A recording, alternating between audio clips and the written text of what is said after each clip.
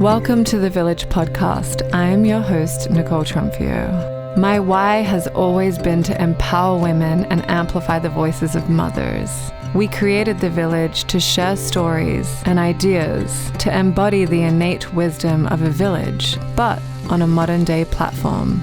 I hope this podcast inspires, educates, and informs you and brings you the joy, love, and light you deserve. Welcome to the Village. Today we're talking to Raissa Gerona. She is the brain behind Revolve's mastermind marketing strategy, which took working with influencers to another level. She created Revolve Around the World and Revolve Festival. She is the brand's CBO and led it to its IPO in 2019. Yeah. You're a trailblazer. You're like an inspiration for, I think, every woman, particularly women in business. You're also a mother to a beautiful daughter, Dylan, who is like the kindest, most intelligent young lady. So Thank you. I want to know all about everything from like how you're mothering to how you're showing up in business to all the things that you've been experiencing throughout your life. So welcome to the Village. Thank you for having me. I'm so honored. I can't believe I'm here, and I'm just so proud of you. I want to make sure I don't forget this before we jump into everything. Seeing the business evolve, now launching this, it makes so much sense. And I said this before we started recording, is that it makes sense for you to do it because you have this energy to bring things out of people. So just congratulations, and I'm happy to be here. Thank you, babe. You're welcome. And also when I was doing research on you, I mean, we all know that you're a badass, first of all. I'll take the MF. We know this. I'll take the MF today. And her birthday just passed and I saw you, the way you dance is like an aphrodisiac. I was she is definitely getting laid tonight. I tried. Thank you. I was it's funny. I wasn't even super drunk. Yeah. But I was just having a good time. So let's start with, how did this all begin? My life. When did this fire get lit inside you? Tell me about your childhood or anything that would inform us.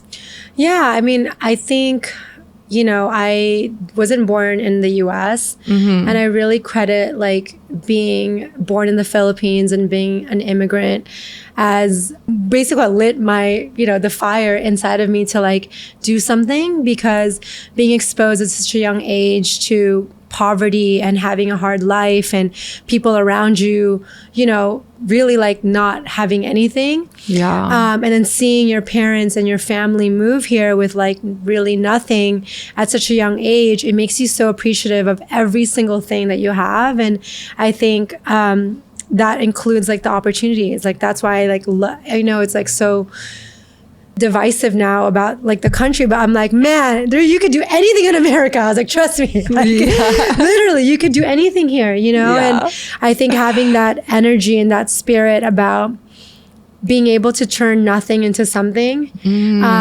has been the driving force in everything that I do. Yeah. And it also makes me now more than ever so appreciative of my parents, because I couldn't think, I mean, you're Australian and you've done this, but I couldn't think of literally packing up me and my wife and my 3 daughters to a whole different country and not having much and not speaking English and just trying to figure it out. I couldn't imagine doing that now, you know? Absolutely. And so I just feel it's so courageous of my parents, and really a lot of all immigrants that leave their countries to figure out a life elsewhere. And so I think that was such a big, it's probably the number one, the biggest thing that literally changed my life. Yeah. I couldn't imagine not being in America, not being able to have the education, the opportunities, the relationships that I have now, and just obviously with Revolve, etc.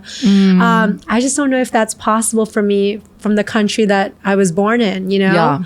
And so I'm just so grateful like to my parents Yeah. that they made that decision for me. Why and my did they sisters. make that decision? Was it for you guys, and did they have anything here already for them? No, not at all. So my dad actually moved to America 3 years before we moved in 1989, and my mom actually comes from like a pretty well-off family, but my dad was complete opposite, like super duper poor. Yeah. And my grandmother like did not like him because of that, like because she was marrying somebody that was like way like, you know, basically below like what she thought my mom should be marrying. And you know, there was no way for my dad to make it work there. And so he made a decision to move. And again, Because of your grandma? yeah. And just like try to make it on his own. Forge his own path. Yeah, exactly. And not take anything from her, and kind of, in a way, you know, prove her wrong. And he, you know, he really did that. You know, he figured out how to make a life for us. And,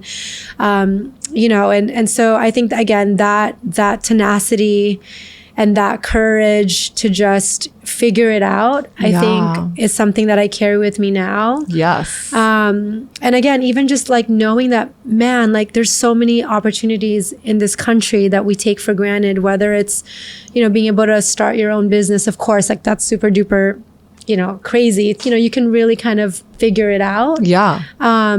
And so, yeah, I would say that's definitely the most important kind of life-changing decision that somebody made for me. Yeah. That forged my path. Yeah. And also I mean, that's such a bold move, right? For sure. And like, again, they didn't have like any money. Did they have anyone here?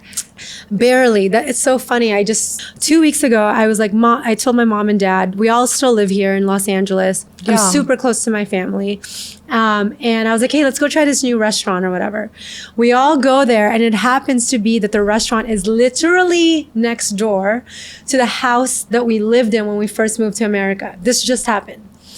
All of us are emotional, and we lived in a back house. It was the 5 of us, a grandmother on like another side of the family, and my mom's sister. So there's 7 of us living in a 1-bedroom, 1-bath back house in 1989 when we moved, and we just all were emotional.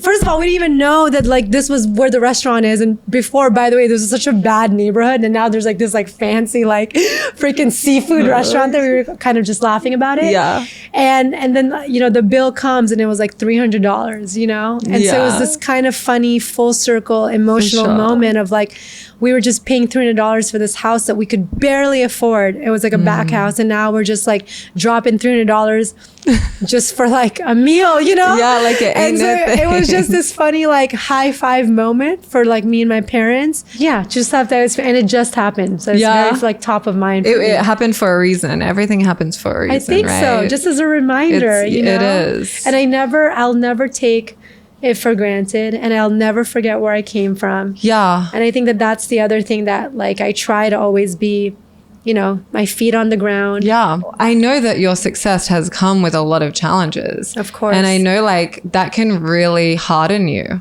you know, and it's a really crazy like world out there. And especially being a woman in business, it's not easy, but you always have this, like, you're a beacon of light, and it's so powerful because we really need people like you that are spreading light in this world. And like, you're so humble and you're so kind, and you're always saying thank you. And I love how you always bring the people along with you that are like your real friends too. Yeah, I mean, that's like what it's all for. You know what I mean? It's like if like one of us makes it, like everyone should make it, is like my mentality. For sure. Or, you know, and again, I think it's just like this, it starts with being an immigrant and not having a lot, and like knowing that like if somebody gives you a chance, like it could literally change everyone's lives. For sure. And so I hold that very, you know, I think that that's so important, and just to have the gratitude all the time of like, and also like the understanding that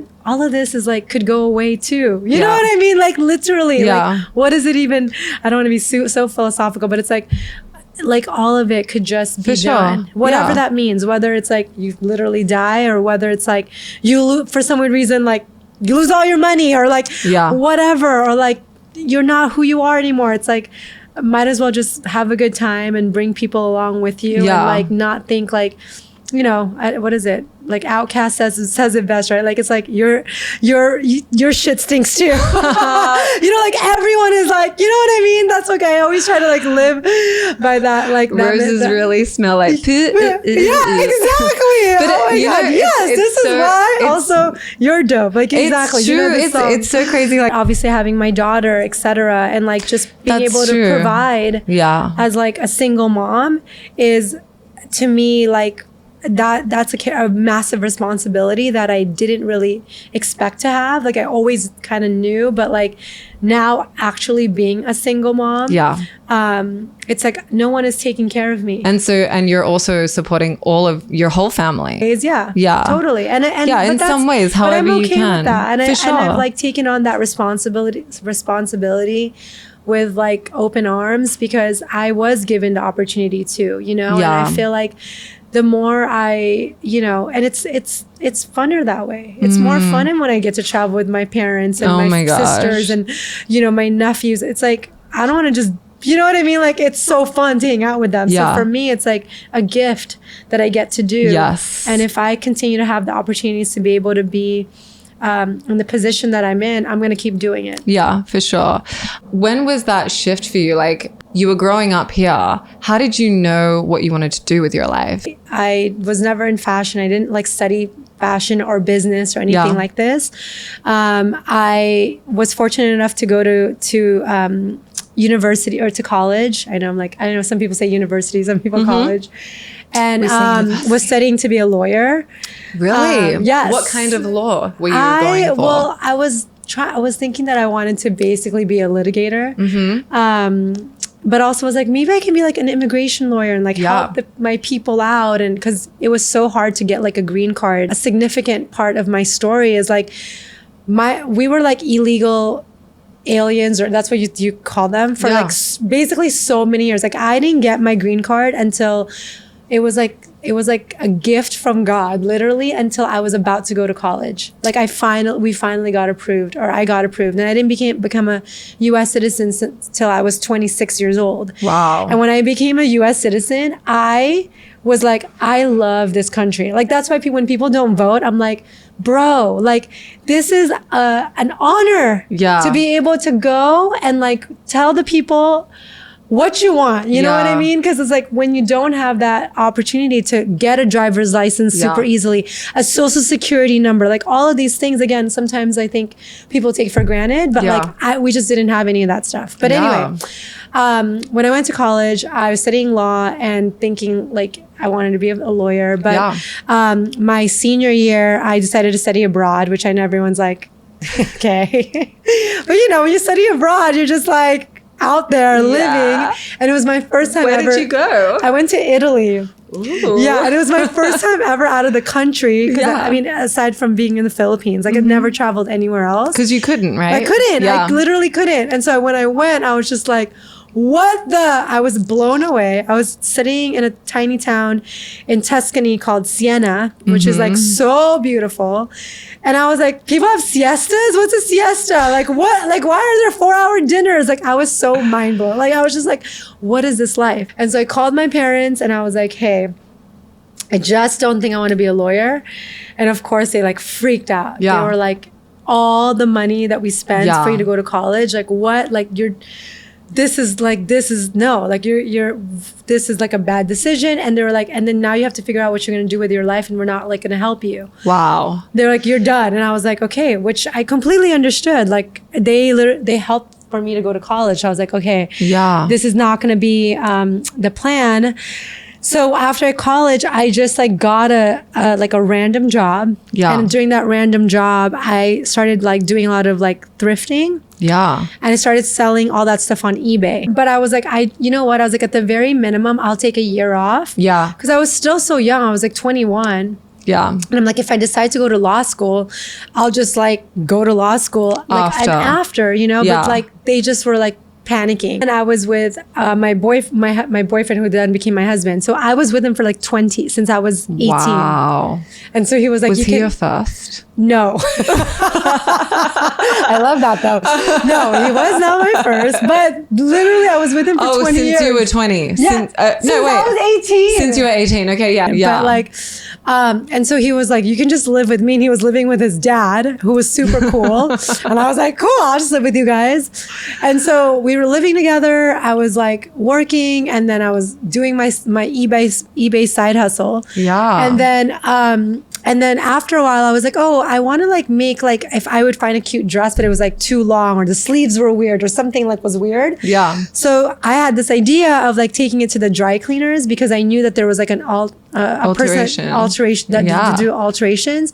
And so I started using her to like make the dress shorter or cut the sleeves off and stuff. Yeah. And started selling it on eBay. And then soon, all of that sold way faster than all the vintage stuff. So you were making good money here. Yeah. So I was just like, oh, I should just start my own brand. This was like in 2007.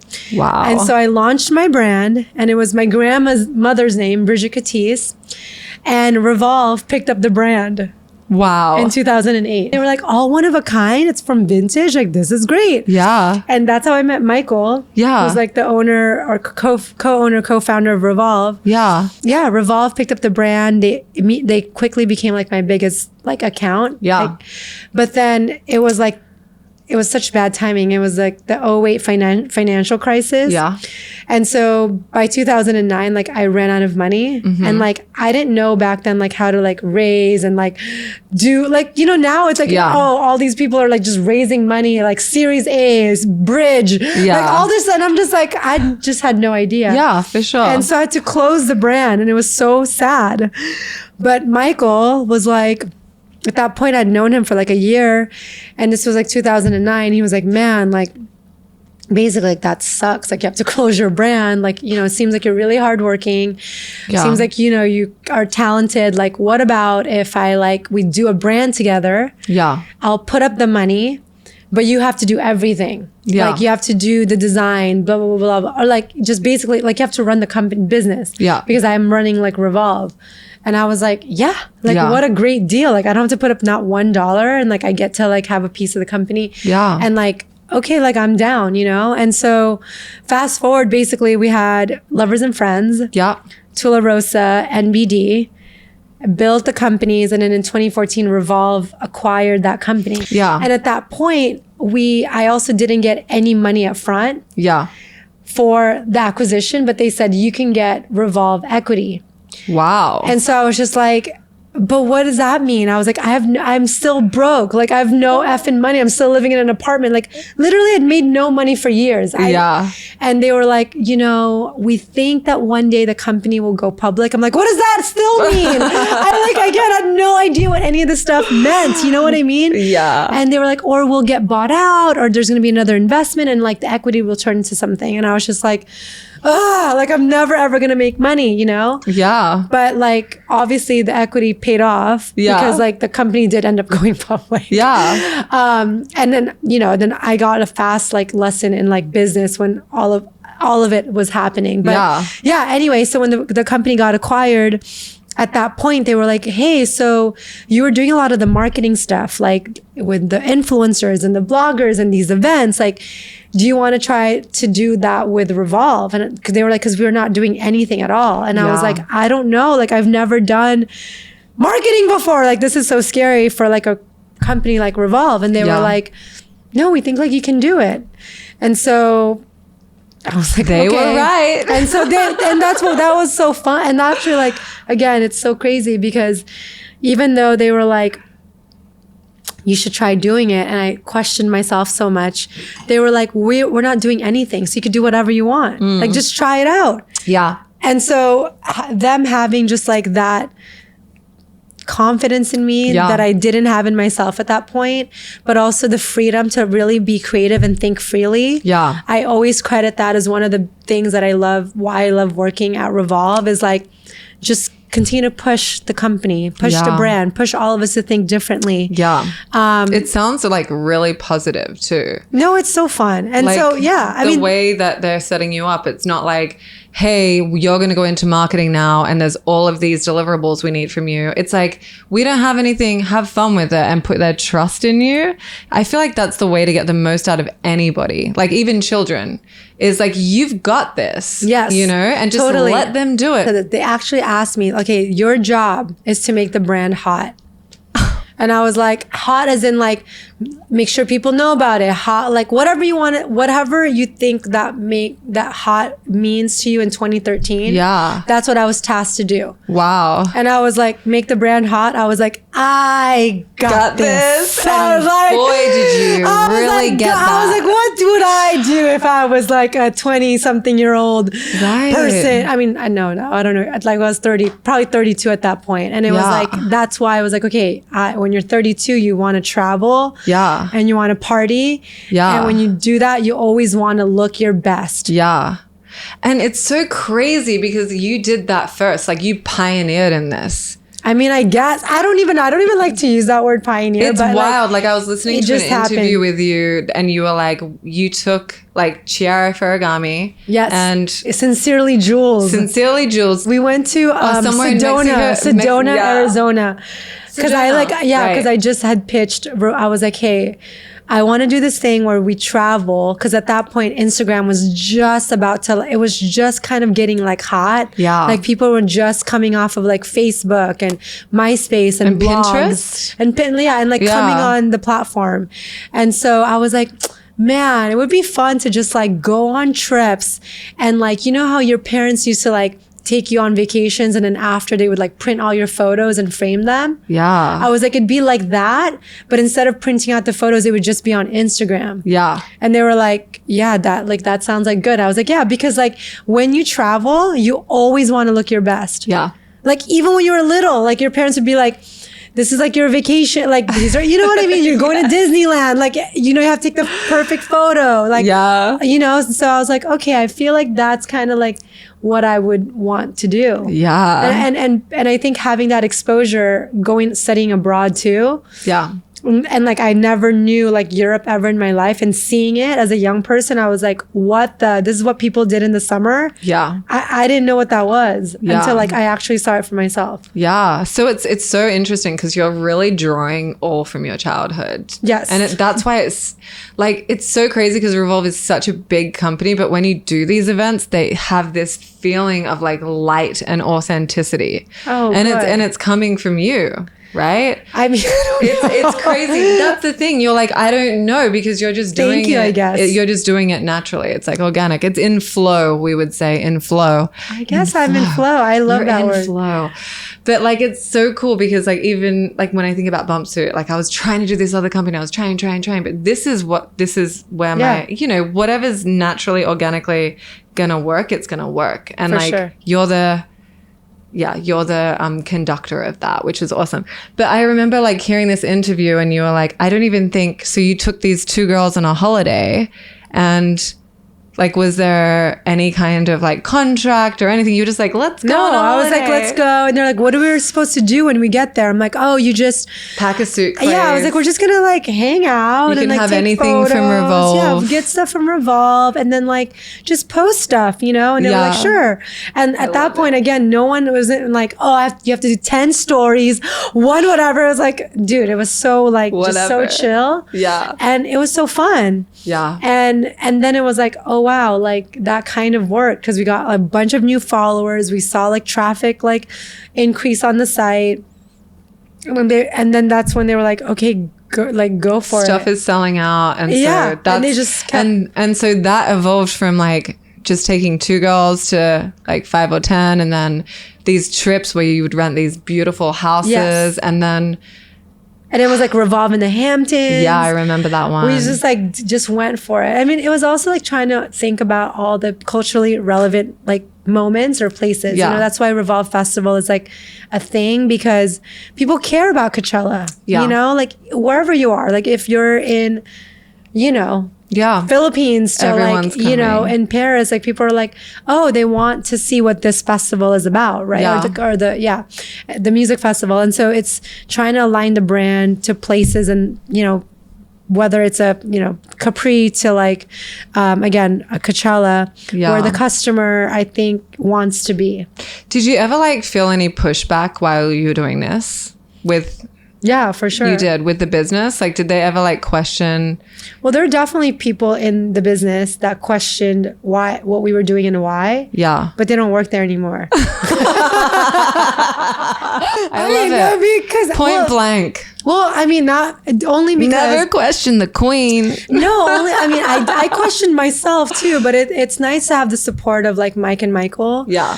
Because they're like, you know, we think like this is working. And so that's what's nice about, again, that the relationship that I have with them is like, it's trust. And it's also knowing that, hey, if it doesn't work this moment, but we see kind of the big picture and stepping back and knowing what that is, like, we're going to support you, you know, and you're doing like a solid job. And I think that support also ignited my, you know, my confidence too, to be able to just take risk and also not get too caught up with what everyone is like thinking or saying. Yeah. Because, you know, you get caught up in that, like, and you start to think like all these negative things about yourself. And that's like when you know you have a perfect partner, right? Yes. Is like somebody that like you can talk about stuff and you can be constructive and critical, but it's never like there's no judgment and there's like this kind of like gateway always, like you can walk through the gate the way and you again, if it like, doesn't like work, it's like it's okay.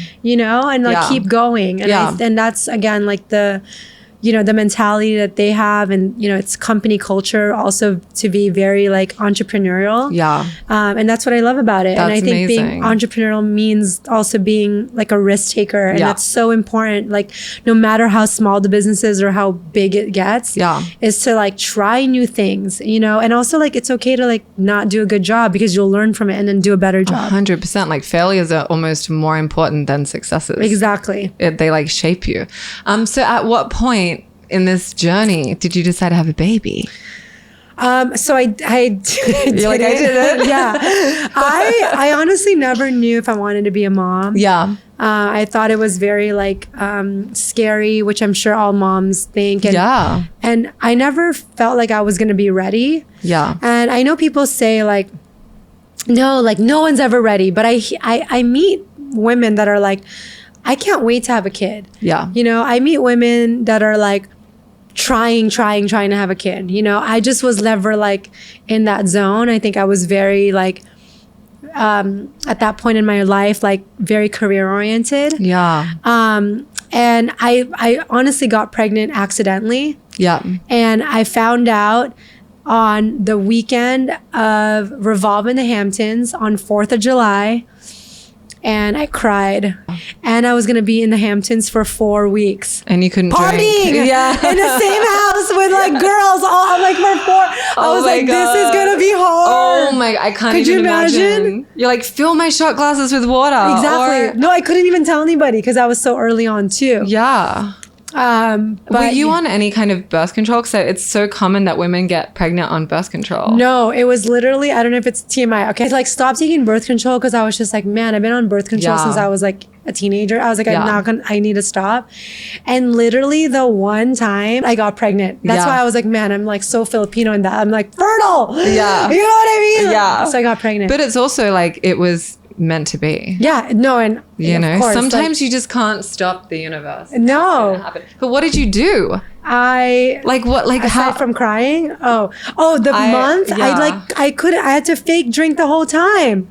Did anyone catch on? No one caught it. And I was like, oh man, this is cool because everyone knows I'm down. Were you having a good time still?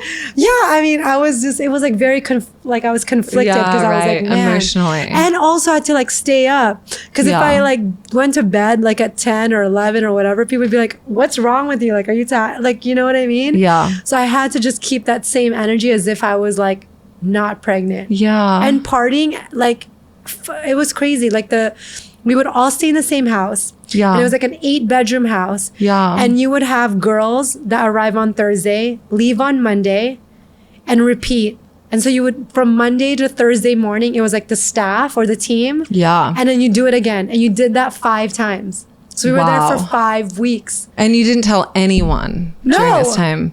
I didn't tell anybody. I don't understand. Like, how? I know. I was just like, yes, tequila. Like, yeah.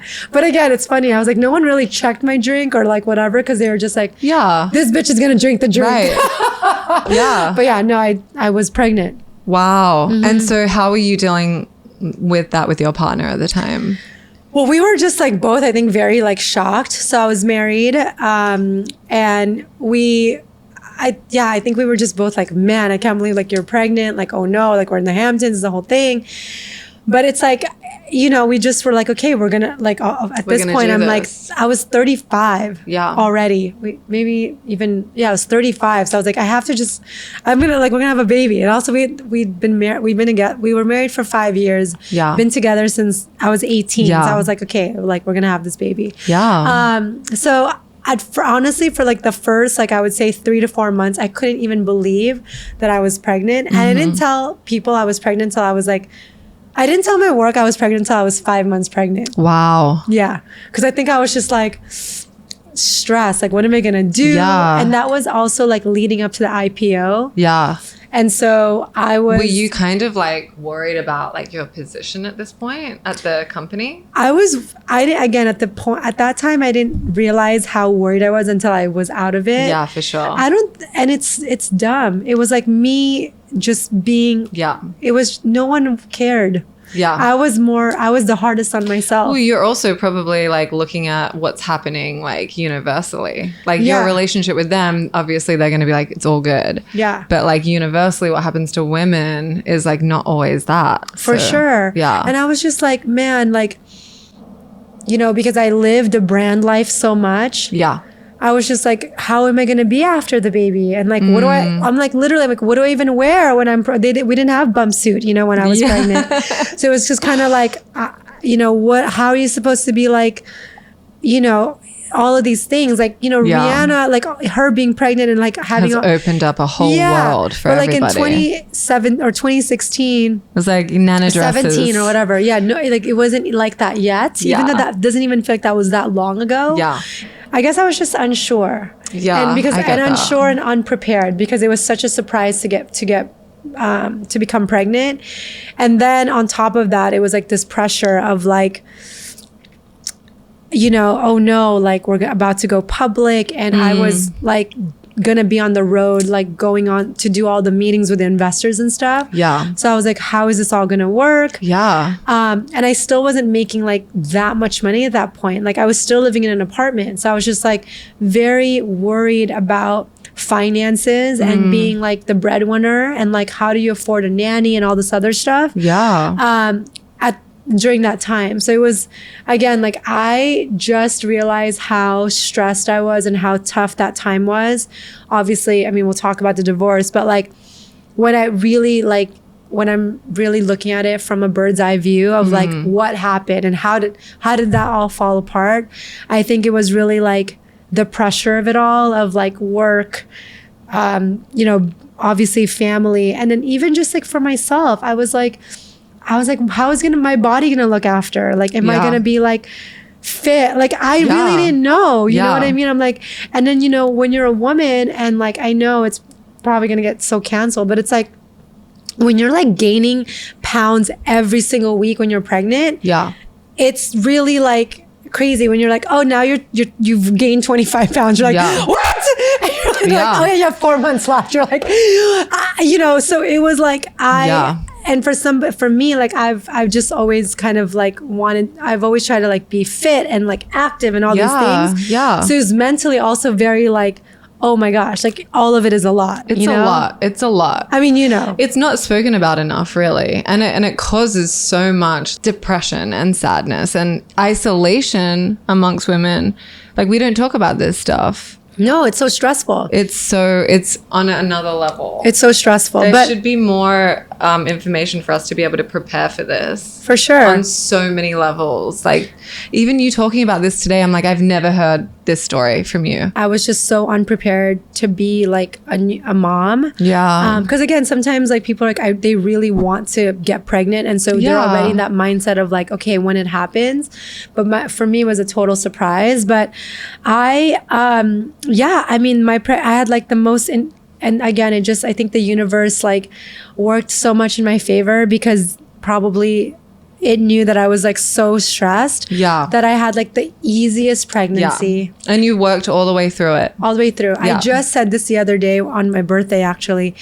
I was at an event the day before I gave birth. Yeah. I worked literally till the very end. That's so wild. And I don't say that like proudly to all the women like out there. There's like a few regrets that I have in my life, and that's one of them. Like, I gave birth literally. I was at a Nike event, and the next day I gave birth.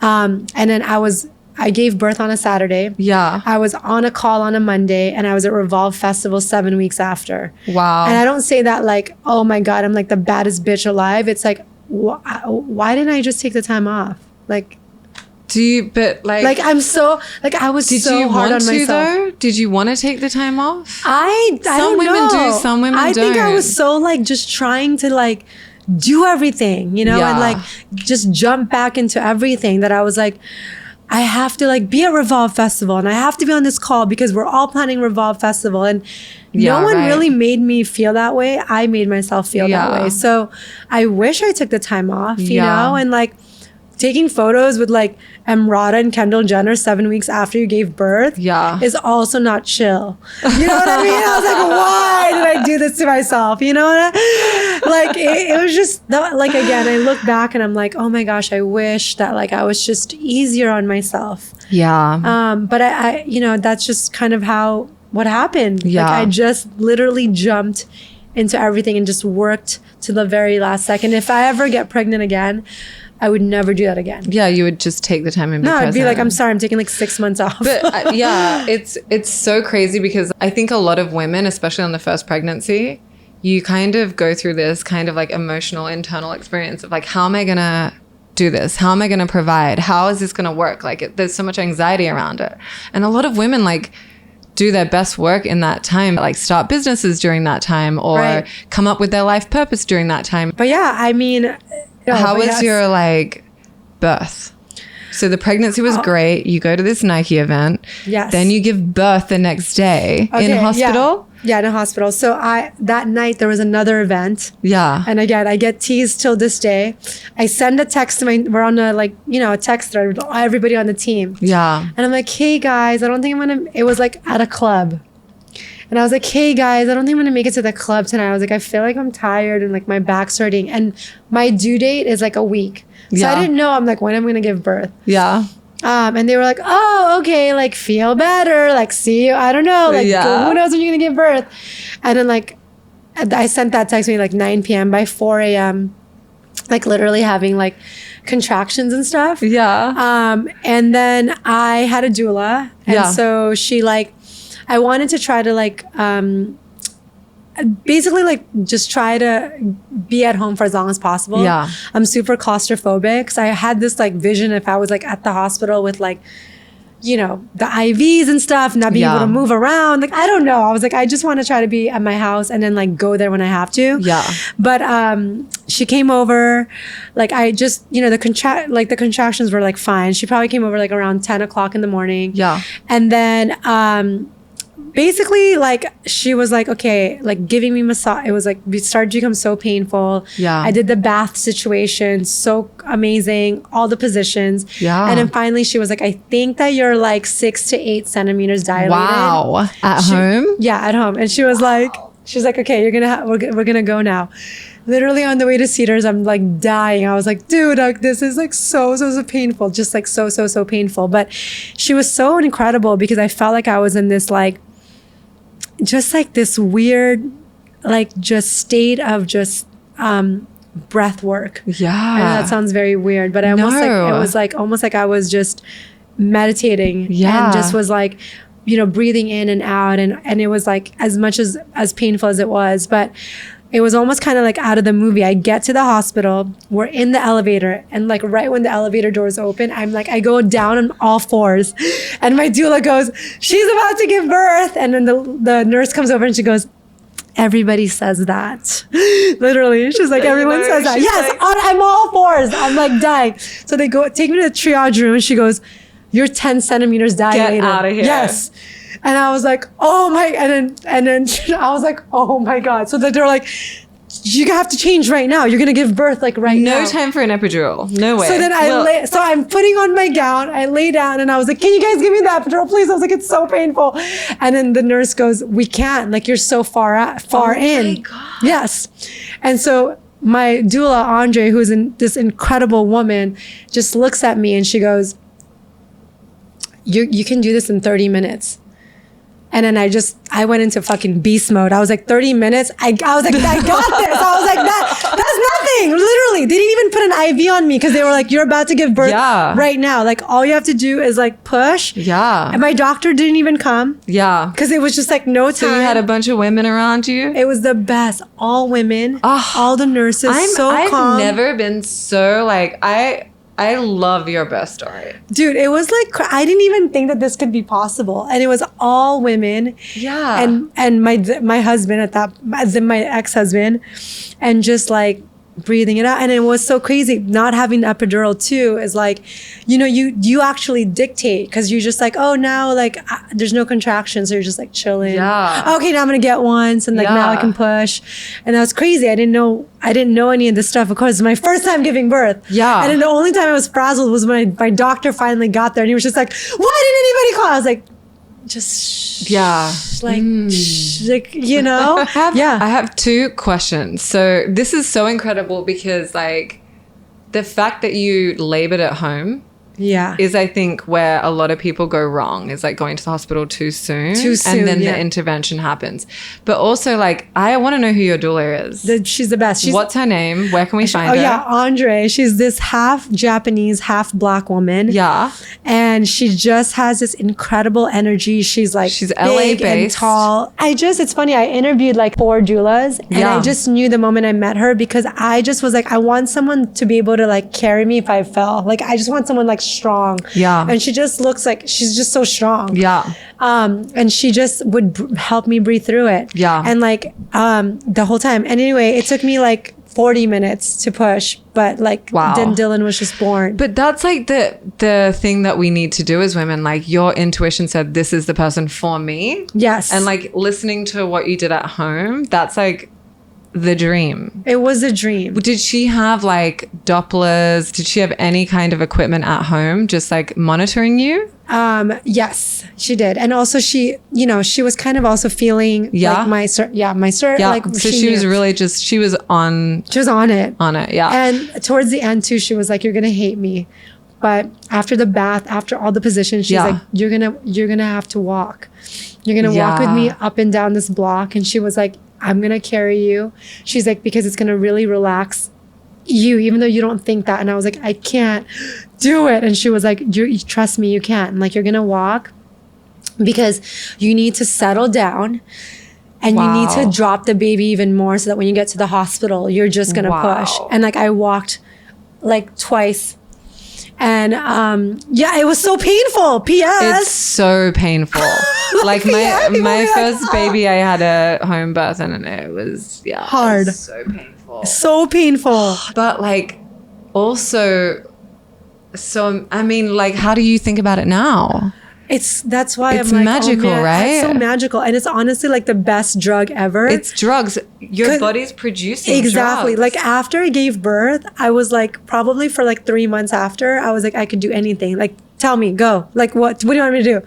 Like, I could do anything. Like, that's what I felt like. Yeah. Because also after like I gave birth, the very next day, they were like, you could just go home because like you are no longer numb. Like, you could walk around, you could do all these things. You didn't have any tear or anything? No, and no tear. Get out of here. Which is, again, the other thing about not, I think, doing a natural birth is like, that's what I'm saying, you can feel when to push. Yeah. Because if you are numb, you are just pushing without, for sure, unconsciously. For sure. So, but obviously everyone's different. No, but like there's so many variables that go into play, but like Wow, your story is like... But yeah, I was very lucky. You're the poster child. I know. I was like, man, I know. I always say, like, if I ever again get... But like, you found your person. You know what I mean? Like, I went to go visit doulas and my intuition said, choose this couple. It was like a German and American duo.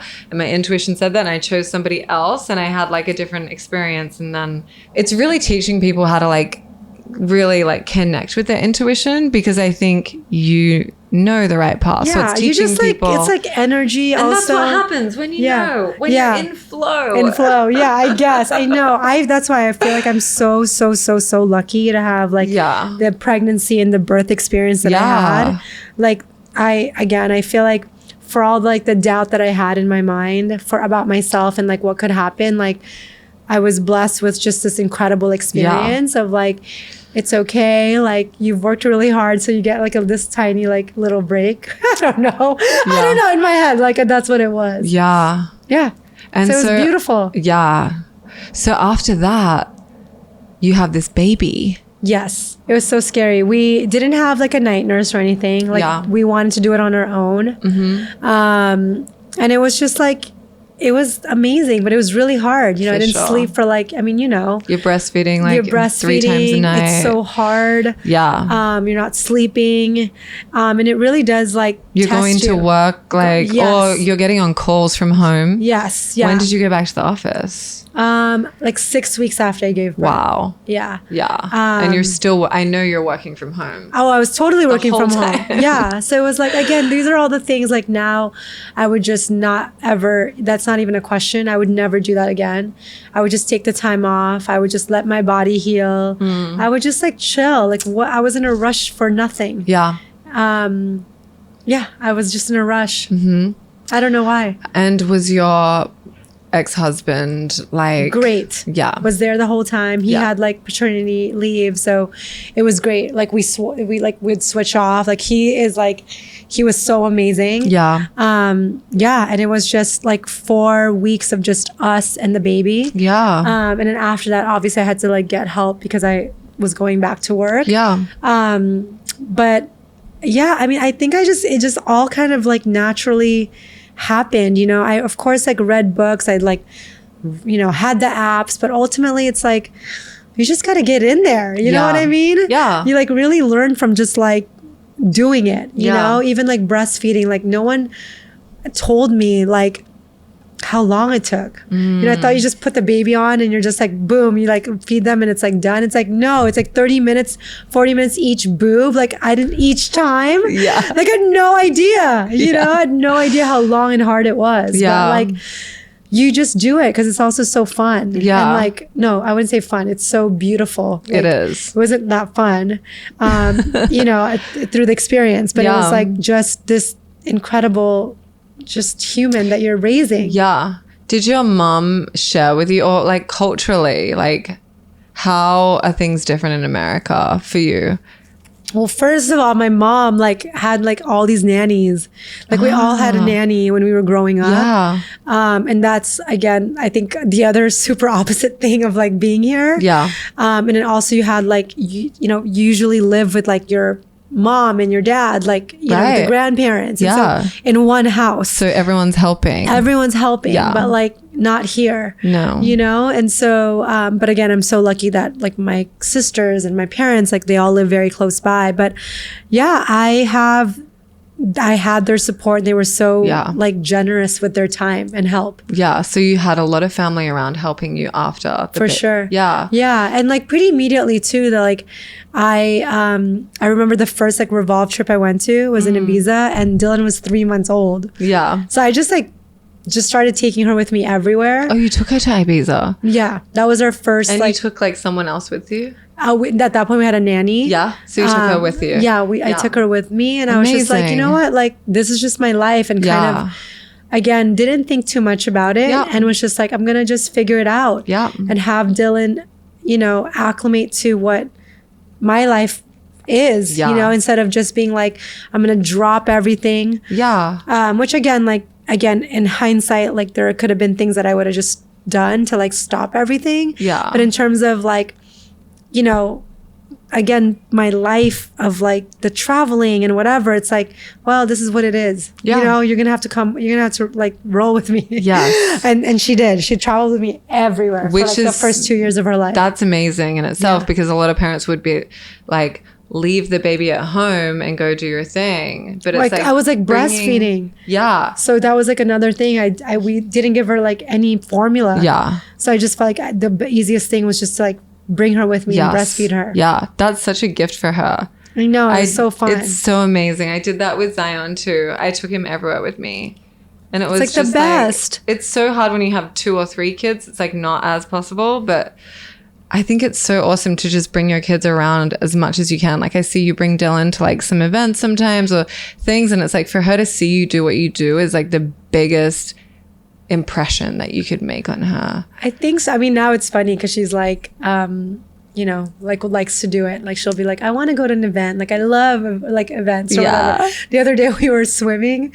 We were at the chateau for my birthday, and she's like, everyone, she works at Revolve. And I was like, don't tell people that. It's so embarrassing. Like she's just like also like proud of me or something. So it's like proud so of you, babe. cute. On your birthday, she was like, know. I am so proud of you. No, she was like, well, I didn't want to like go out to dinner because I was hungover. But that day was like my actual birthday. Yeah. Or I was like, fine, we'll go to dinner, but like, let's just go low key. And she was like, no, like it's so special to me because you're like one of my parents. And so like I want you to have like a special birthday. So like basically like we have to go out. And she was like, I just like love you so much. And I was just like, I literally was like, put on a dress and I was like, let's go. You know what I mean? Like it's so sweet. When I saw her saying that and the way she was saying that, I saw you. Oh my gosh. I saw you in her. And that's like, you're gonna make me cry. Thank you. That's the beauty of like parenthood. Yeah, is like they're a reflection of you, and I can just tell you're like the best mom. I mean, I'm half her. Obviously her dad is incredible too. I think it's like we're always like aligned on like, or try to be aligned, of course, on parenting styles. Yeah. We also took parenting classes, which I really feel like was like the most important. One of the key things 2 things that I think have been key to like raising her. And who knows how she's going to turn out. She's only 5. But like we've done so much therapy individually. Yeah. Like years of therapy of like knowing, you know, all your traumas and really like putting it all out there. Yeah. I think that really does help you just become like a better parent. Because you're just like, you know, you can see yourself in things that you say, you know, or see your parents and like catch yourself. Yeah. You know, so I think that's one. And that's something that, you know, I'm really proud of because it's just literally been years. Yeah. And then the other is like the parenting class. Yeah. Just because, you know, I also approached pregnancy and parenting as like as if you were doing a triathlon and you've never learned how to swim. Like that's why when people ask like, why do I need a doula? I'm like, imagine if you're doing a triathlon and you don't know how to swim. Yeah. You need a coach. You just want someone to tell you what to do, when to do it, just a support system. Yeah. I also interviewed like 10 moms before I gave birth. Like 8 of them were working moms, 2 were stay-at-home moms. I asked them all the same questions. Wow. And that's actually how I knew also to get a doula because 9 of them got a doula. Yeah. And then certain things that I needed for the room and like all these other, who their doctor was, like all these things. And so like, I kind of approached it that way. And then so the parenting class was just one of those things was like, I just need tools to like, I've never done this before. Yeah. And so I need to understand like what to do. And by the way, like no matter how many books you read or classes you take, like you're dealt the cards that you're dealt. Yeah. And each kid and each situation is so different. But I think just having a foundation of like with your partner, whether you're married to them, living in the same house or not, is crucial so that you guys are aligned on like, literally like, what are you going to tell this child? Yeah. Whether it's about TV time or iPad time, or like if they do something shitty, or how often should you praise them? Like all of these things are so essential to like parenting. Yeah. And they taught you all of that in the class? Or they taught you how I think just foundation. Yeah, how to kind of prepare for it. Because that's so wild. I don't think I've ever heard of anyone that I know has gone to a parenting class, but it makes so much sense. We went for like almost 2 years until the pandemic. And out of the pandemic, we just did like Zoom stuff. What class? In LA? Or is it? It's in LA, but it was actually like, it started in Europe, but it's called RIE. Yeah. We're going to put the resource here. It stands for Resource for Infant Education. How did you find it? Did someone advise you and say you should do this? I don't even, oh yes, my therapist. I was like, how did I find out about RIE? Yes, my therapist. Yeah. And then we went and it was just like the craziest, it was amazing. Like once a week, once a month? I went once a week. Yeah. We went for like literally like almost 2 years. Yeah. An hour? It was an hour and a half. Yeah. And for 45 minutes, you would only observe. Like none of the parents could talk. And you just look at the kids and then you see how like even if they have a little disagreement. So did you do this before Dylan was born as well? No, after. Just after. Yeah, because you have to bring the kid. So you go with her. Yes. Yeah. From what age? So you can start going for 3 months. 3 months. But we started taking her when she was like 7 or 8 months, I think. But it's the premise basically is that treat children like they're human and not like literal like babies. Yeah. And one of those things is like making sure like they can make decisions. So even early on, like when Dylan like couldn't talk, like maybe she was 7 months, we started taking her, like we would ask her like which dress do you want to wear? Yeah. And just like, and she would just look at like which one, you know? Wow. So you kind of hold it up in front of her. Yeah. And then they would choose. Or like I would see like if she was like fighting over a toy with a kid, usually all the parents were like interject and like make the decision for the kids. Yeah. You could see in like 10 seconds the kids will actually just be like, here, boom, you know? Yeah. And that allows them to feel confident. And it also allows them to just literally be able to make decisions for themselves. Yeah. But also allow you to like and set boundaries. Of course, you have to step in when you have to. But yeah, that was very foundational to me and her dad's like parenting styles of like also like listening and really watching her versus us constantly being the ones to be like, this is what you want. This is what you're going to get. This is whatever, you know? It's like, no, like, let's like see what you want, you know? Yeah. Of course, there's things where it's like, no, this is what you're getting. Yeah. But most of the time I'm like, hey, you know, encouraging her to also like be vocal and like be present with how, whatever it is, like she's feeling or what she's thinking, what she wants. Yeah. And also be respectful of what the things that I want too. Yeah. You know, when it's like, hey, like if she's like asking you like, hey, can you play with me right now? And I'm like, no.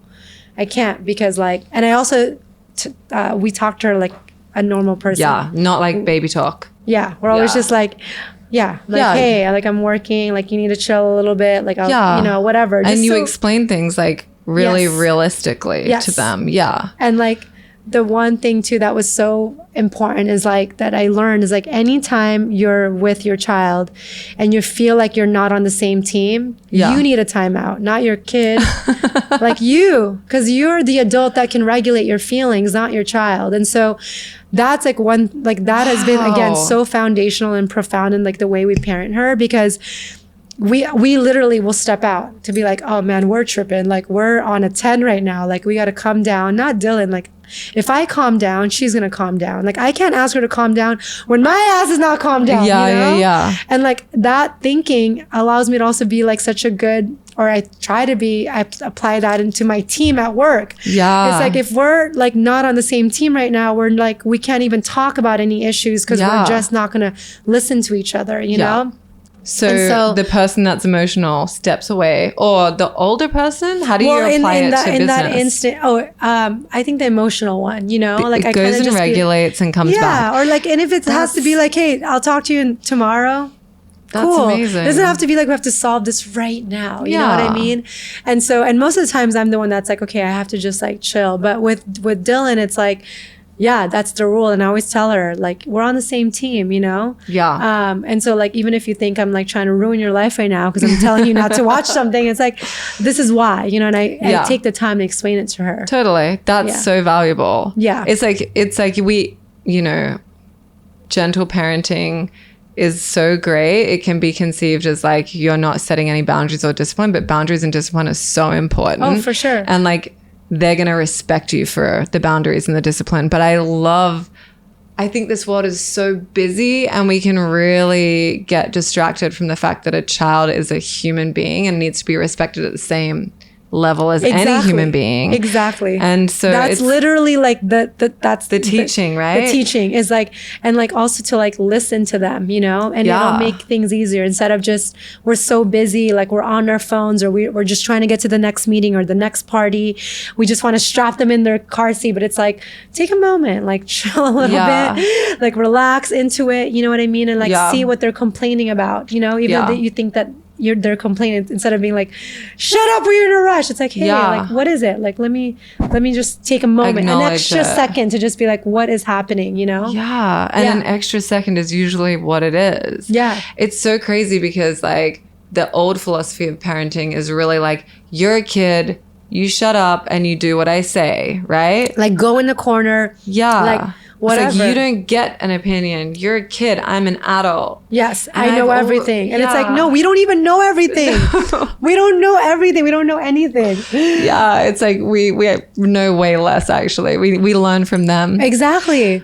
Which is also, again, one of the things that they teach. So that's been amazing. I love that. And I would love to add that resource for our community because I think that's like a major, like, and it might not be for everybody. For us, like it's been, again, just like, even if it's like the 3 to 5 takeaways. Yeah. It's been so, it's just woven into like how we talk to her, how we parent, and how, most importantly, how him and I are aligned. And I think that that's so important as parents to understand, like, you guys are, you know, need to be on the same team, because if you're getting mixed message, if the kid's getting mixed messages, like that's very confusing. 100%. 100%. Yeah. So let's talk about like how things progressed there, because I know, you know, there was a challenge. Yes. I mean, yes. So the divorce. Yeah. Right? I'm like, yes. You can say it. Yeah. Yeah. It's tough. It's tough. And like, I think I'm finally in a place after 4 years. Yeah. To be able to like, you know, talk about it without like breaking down. It was like so painful. Yeah. So, my ex and I separated in 2019. And we were together at that point for 19 years, which is crazy. Married for 8. And really, you know, saw each other grow up, brought each other, like I would not be here without him. And obviously he's an incredible father. But I think like between being a new mom and work with the IPO and all these things, I mentioned this earlier, it's like, it was like this realization that like, I just wasn't happy anymore. And that we were just so not even on the same page, like literally different chapters. And I think, you know, nobody gets married to get divorced. Yeah.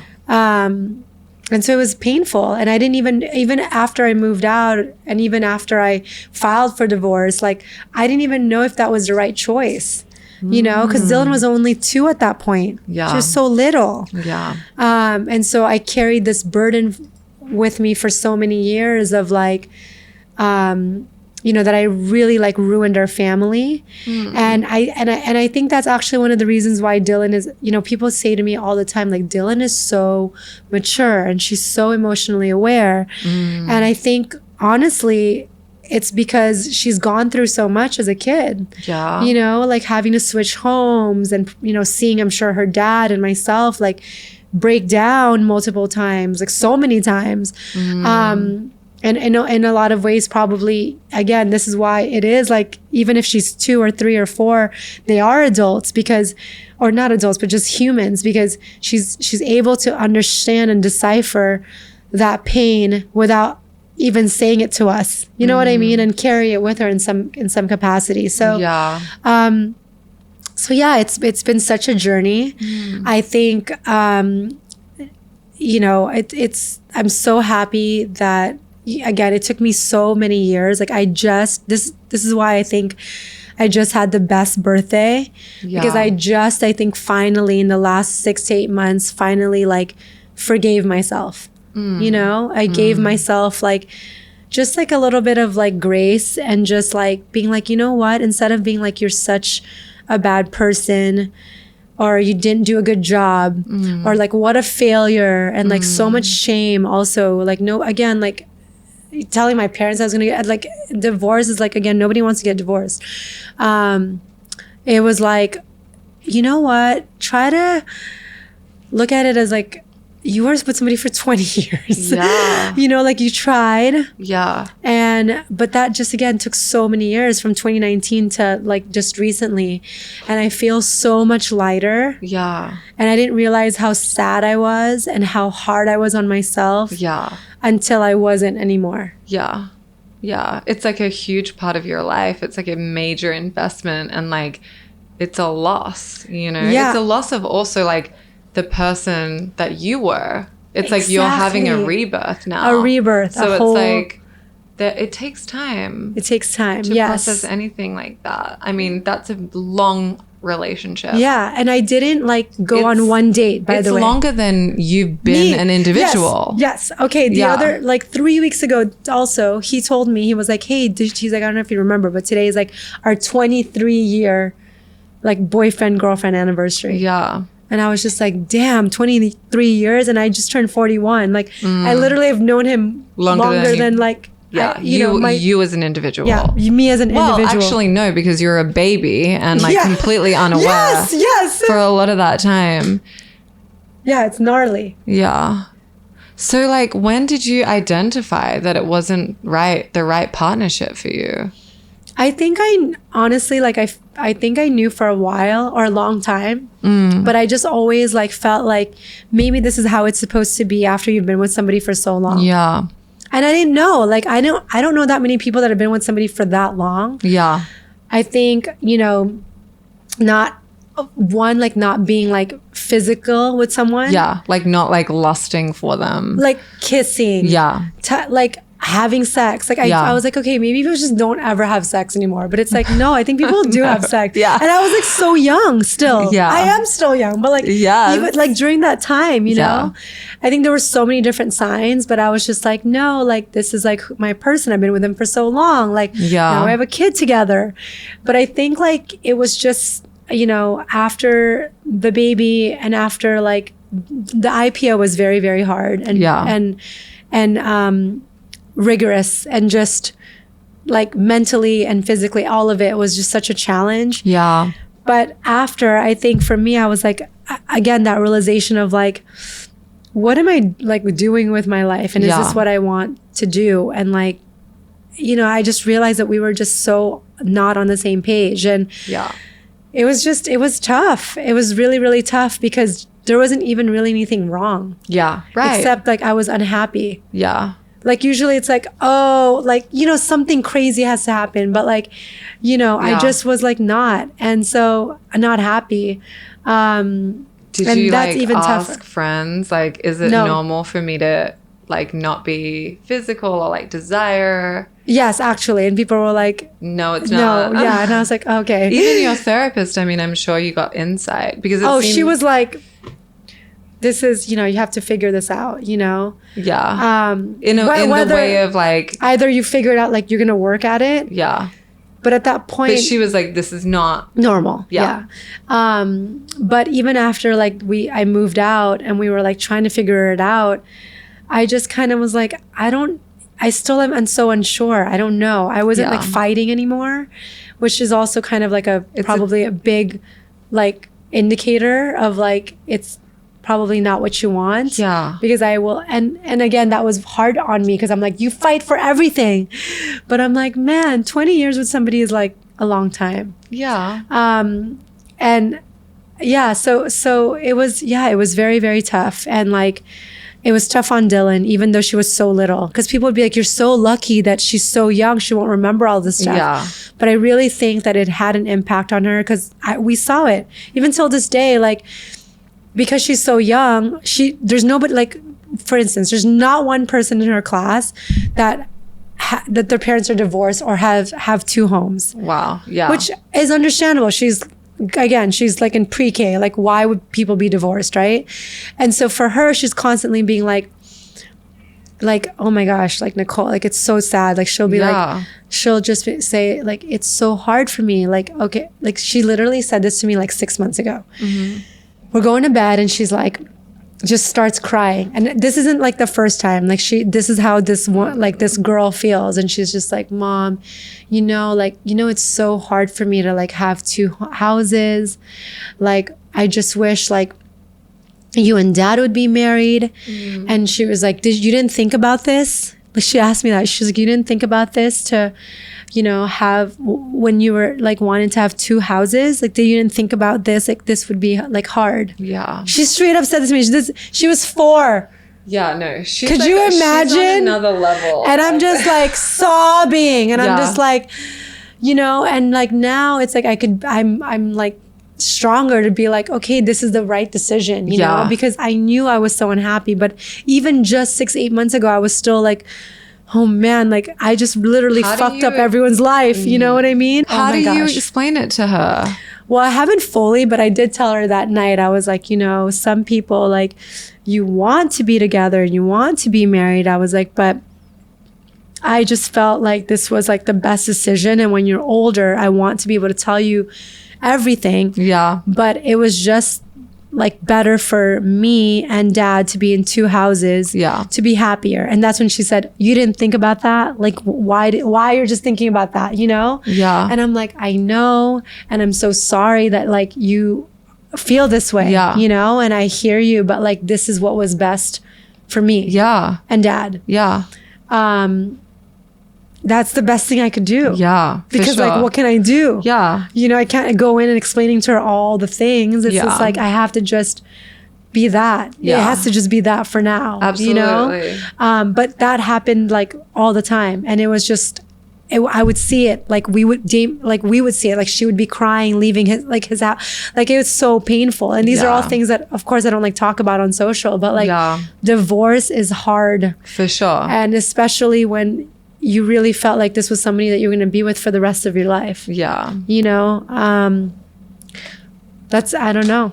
Yeah. How are you guys now, like co-parenting? Because you seem like you're best friends, We're like amazing. It's amazing. And that's like, again, like that's a gift in itself. I know. That doesn't happen. I know. He's honestly like the best dad. And we always said like from when we separated, like we will try to put like our egos away. Yeah. Like the past as away, whatever that means. Yeah. And like always put Dylan first. Yeah. And there's definitely so many times that, it was so hard, but I'm so proud of us. Like we've worked through it and we're in such a good space. I mean, we go on vacation together. Yeah, I see. Like he's, that's even amazing. Yeah. Like, I mean, today, like he's at my house literally because it's my day with Dylan, but I'm, here with you. Yeah. And so he's literally chilling at my house with her. We're probably gonna, we see each other 2 to 3 times out of the week. Yeah. Have dinner and like, Sunday is always like our family dinner with Dylan. So we always make sure. And you guys both have dinner with her together on Sundays? Yes. Wow. And then maybe one other time during the week. Wow. Yeah. That's amazing. Yeah. It's like a standing, like that's what it is. Yeah. Yeah. Because it's like, we still like have so much love for each other. It teaches her to like choose yourself and be authentic to yourself. But it doesn't mean you have to hurt other people in the process. And hold on so much to like whatever that is, and like that's really like how I try to live my life is like try to be open. Yeah. And try to like, even though something bad or negative happened, doesn't mean that's going to happen all the time. Yeah. And is it bad and negative? I don't know. I don't think you could even like... No, I don't not think this one. Yeah. No, it's like... It's so funny because beautiful. Somebody else wrote this for me on my birthday and you just said it. It's like, you're teaching Dylan to choose yourself. Yeah. And that's, I think, something that I just learned recently about the divorce too, is like, it's very hard to choose yourself. Yeah. Especially when you become a parent because you choose everything for your kids. But it is ultimately that is like you have to come back to making sure you're good. Yeah. And you're taking like you are solid and taken care of, because it's so hard to give anyone else anything if you're not. Think about it. If you stay in something that you're not like 100% authentically in, and you're unhappy, how is that gonna teach her? It's not. I know. And also I think we're like really evolving now and coming into this place of like things are just not in a box anymore. No. And it's, and we're trying no to shame around it or judgment. It's like this. And who cares also? Yeah, what you're saying to me is so beautiful. There's so much light to it all. And it's like, been very hard, and it's a lot of work. It's a lot of self-work. It's a lot of self-work on your partner, on your co-parent, to like be able to let go of things, move forward, see the bigger picture. Be kind to one another, be graceful towards one another. So it's really not just me. Like, even if I was doing this work and then I had like an asshole of a co-parent, it wouldn't work. So I really do think it takes two people to want this for their child first and foremost. Yeah. And then two, for yourself. Like, why would you want to be in that situation? Like, you just want it to be as like free flowing, absolutely, and as like frictionless as possible. And so I have literally never been happier. Amazing. And I know like happiness is an emotion, and it's fleeting, but it took a lot to get here. And a big part of that is because I have such a great co-parent, like a partner in raising Dylan, who's done so much work on themselves, who understands, again, like the overall big picture. And and it's incredible. The big picture is a key thing, right? Yes. It's like, you got to look at the big picture. Literally. Like, this is happening right now, and it's really hard right now. But like, let's look at things from a bigger perspective. Yeah. And he always said to me too, he's like, man, the happier you are, the happier Dylan will be. So I will just continue to like support you as much as I can and like give you that love. And like, it's amazing. And that's really how he's always been. You know what I mean? That's why I like, he's an incredible person, just like was not the person that I wanted to be with for the rest of my life,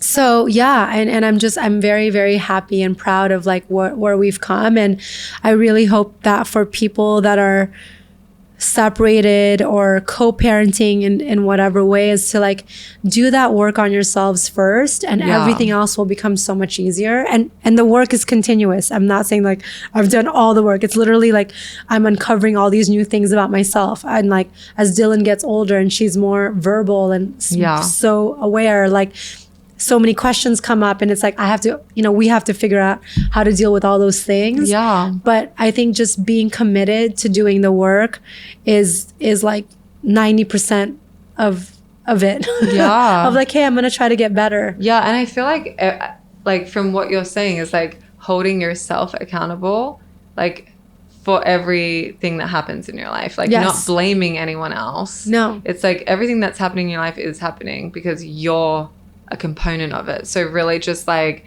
really taking accountability and like, this is happening to me. I'm not just going to allow life to happen to me. I'm going to go out and like grab it by the balls, Yeah, I mean, I'm going to try. Totally you. Yeah. It's like, well, I just want to try to, thank you. I mean, I just want to, that's the thing. It's like trying to just always be like, like the best version of yourself. And it's not always like that. Of course, everything is like, life continues to happen. Yeah. And somebody recently told me too, it's like the only thing that's constant is change. Yeah.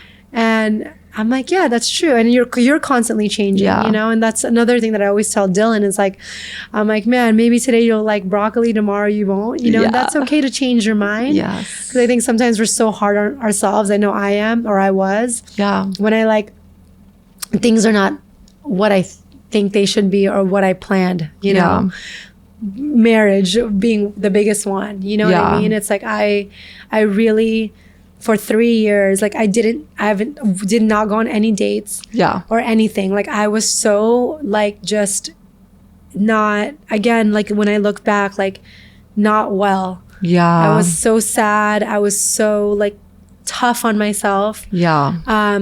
Literally blamed myself for everything and just like, was crippled with like with just guilt. Yeah.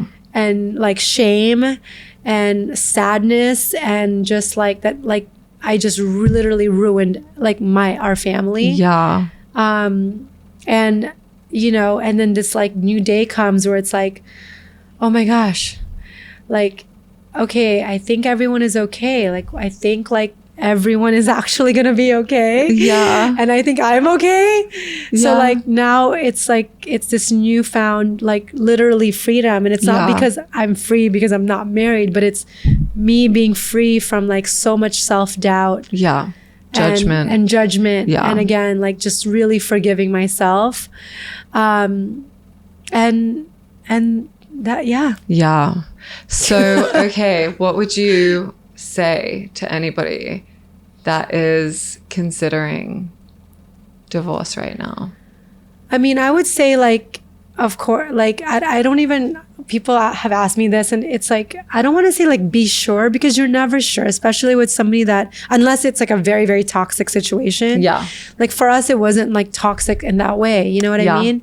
But it's like, if you feel like unhappy, I think obviously going to therapy, journaling, taking some time too, you know, and the time could be like, you know, if you can like getting an Airbnb, if it's an option to just be there for a month and just taking some space, I think is really important.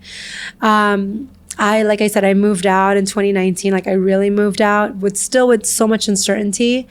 And then it kind of started to like give me this, it was the first time I've ever lived by myself. This is the first time I've ever lived by myself. Yeah. So I'm experiencing all these things for the first time, which is also so scary, you know, but also now very like, again, so fun. But I would say like, trust your gut and like, don't ignore the small signs that could really be big signs. Like for me, it was like, again, the physical aspect of like never kissing.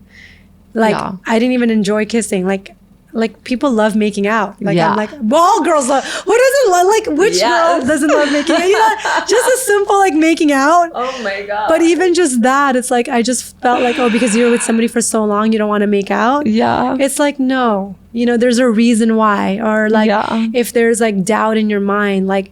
And it's continuous doubt. So like really, like you said, like listen to your intuition. Yeah. And it might be like the hardest decision that you make, but I promise like if you do the work, like you will come out on the other side like happier if that is really in your gut what you want to do. Yeah. So have you made out? Yes. Oh my god, literally. I know. How is it? I know. Oh my god, so fun. I'm just dating now. Yeah. And it's so fun. Like I'm literally like you're like a vixen. You're so sexy. I'm like, thank you. Oh my gosh. Such a great time. I just started on this journey. Yeah. I mean, enjoy it. Thank you. Thank you so much. Like I feel like I was that person that took like so much time to just be with my feelings and just be whatever, like literally no kissing, no sex, nothing. Yeah, I know. For like ever. Yeah. And then now it's like, okay, when I think about it too, I couldn't if I wanted to, because I think I was just, my energy wasn't there. Like I wasn't open. I was so sad. I was so like, you were like down on myself. It takes time to like cut the cord too, right? Literally. Yes. And like release that energetic connection between you and somebody. 20 years, 20, like, well, it's 23 now. 23 years. That's like a long time. I know. So but now, be gentle with yourself. Thank you. Yeah. Be gentle with yourself. I took my time. Forgive yourself. Thank you. Cut the cord, release. And now I'm like, okay. Yeah. I'm here. Now you're like, I'm a badass. Oh, watch out, Will. I mean, yes. So that's why I like. She has arrived. I am feeling myself now. Yeah. Only because, you know, it's been so long, you know. So I'm so excited for like, I'm excited for you. Chapter in my life. I can't wait. Thank you. Yes. And if you're listening and you're having like, again, like you said, doubts, it's like, it's going to take a while. Yeah. It's going to take time. Yeah. But like, you got this. So at the end of every episode, we ask our guest, this could be related to anything, but what words of wisdom can you share with the village that you feel like will be valuable to them, that's been valuable to you? Yeah. I mean, I would say honestly that is like, don't be so hard on yourself. I think ever since like, you know, I was young and going through my career, through my divorce, through trying to figure out if I'm going to like, you know, how I'm going to look after my pregnancy. It's like all these things that we have in our minds that our lives are going to be like, and it doesn't happen, whether it's a failed business, a failed relationship, like again, your weight, like the vacation didn't go right. We're constantly like blaming ourselves for everything, and we're so hard on ourselves. And I truly just experienced that. I experienced this multiple times, sometimes in a day, multiple times in my life for sure. And it's kind of just like, it's going to be okay. Yeah. You know, and sometimes the being hard on yourself is 30 minutes. Sometimes it's 3 years. Sometimes it's much longer than that. But the harder you are on yourselves, the more closed off you are. And the more, which again is the opposite of open. You're not open to opportunities. You're not open to love. You're not open to whatever, friendship, whatever it is the universe and God, whatever you believe in, wants to offer you. Because you're just so down on yourself and hard and closed. So I would say to try to be kind to yourself, ease up on yourself, and also try to stay as open as possible. Because that, the faster, and I know everyone has their own timeline, but the quicker you are to just kind of bounce back, forgive yourself, the more open you are, and like you do start to get like whatever the universe wants to give to you. So that's beautiful. That's what I would say. That's a really powerful piece of advice. Thank you. Really powerful. Thank you so much for having me. Thank like you. This has been such an incredible conversation. Yes, I'm like in awe of you more than ever, and I didn't even know that was possible. Like, how can I love you more? Well, I love you more. Thank you so much. Thank you so much. I'm so honored and I'm so proud. Thank you for listening to the Village podcast, normalizing conversations and experiences in pregnancy, childbirth, postpartum, and motherhood. We are here to serve, and we really want to hear from you. So feel free to share, comment, like, and subscribe to keep this village growing. We are eternally grateful for you being with us and sharing space today.